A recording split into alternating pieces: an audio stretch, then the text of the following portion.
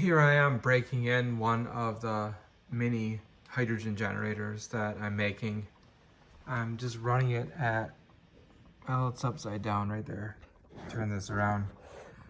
Running it at only 12 volts. What does it say? Yeah, it's about 12 volts.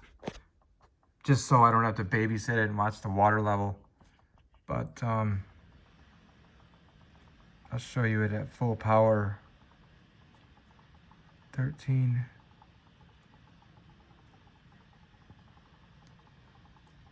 Here's 14 volts.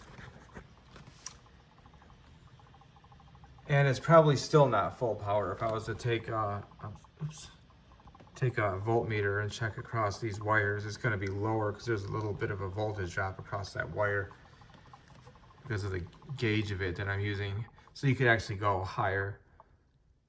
Well, actually, when I build the final hydrogen generators, I'm getting 14 volt supplies. So I'll have to use, it's going to be exactly 14 volts. So I'll have to use a gauge suitable so that you can get maximum power out of these cells.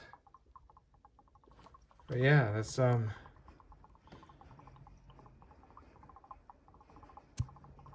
don't know if you can hear that. I'm covering the hydrogen outlet. You can hear the pressure building up in there. So the oxygen side has a one-hole stopper, so that's the oxygen outlet. Because the inlet comes in through the side, it has to. For some reason, these cells won't operate. It won't take in enough water if you don't have the water line come in lower like this. If I was to have it loop in and come in through the top, it would actually back up the cell and it won't become sufficiently hydrated. And then the hydrogen side doesn't matter. I could have had this go in through the side as well, but I mean, why have more holes in it? Might as well just use a 2-hole stopper, and you have your water and hydrogen comes in, just hydrogen comes out. Of course there's going to be water vapor in it, but again, simplicity was my goal with this one. If you don't care about having completely dry hydrogen or completely dry oxygen, there's the oxygen bubbles right there,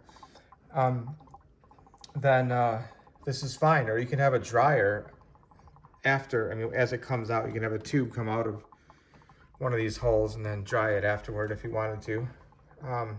But yeah, so you can see the amount of bubbling right there. You can just imagine that the hydrogen is coming out at twice that rate. That's pretty good then. That's, like I said, a 1/4 liter a minute. So you get a liter every 4 minutes. Okay, why would I make you just imagine what the hydrogen output is? All right, let me just plug in, let's see, this aquarium tubing into this hole. Hydrogen output. All right, here's the other end of it, and I brought a glass of water over here. So there we go. And as I said, you could probably go a little higher than this. I don't think I can get that to stay in. Now it's gonna come right out. I mean, I could turn the voltage up a little bit. You can get a little more. If I was to check across the cells, you just can't exceed 2 or so volts per cell, maybe 2.1 volts per cell. And I'm sure it's lower than that, but this is still about, based on the amperage, I'm seeing about 250 cc's a minute of pure hydrogen. And that would be 125 cc's of oxygen over there. And like I said, you can build up enough pressure to inflate a balloon.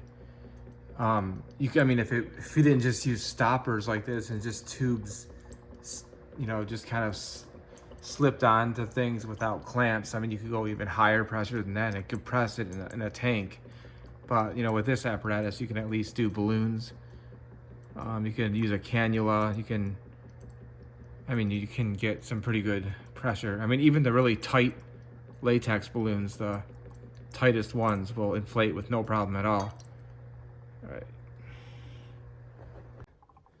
This is just my little test bench power supply running off of a solar panel outside. But There's just going to be a little brick that I ordered, you know, just the size of a, even smaller than a laptop charger that will run these. And you won't have to mess with any voltages. It'll just run at full power all the time. Thanks for watching. Please comment and subscribe and share this with anyone you know. Thank you.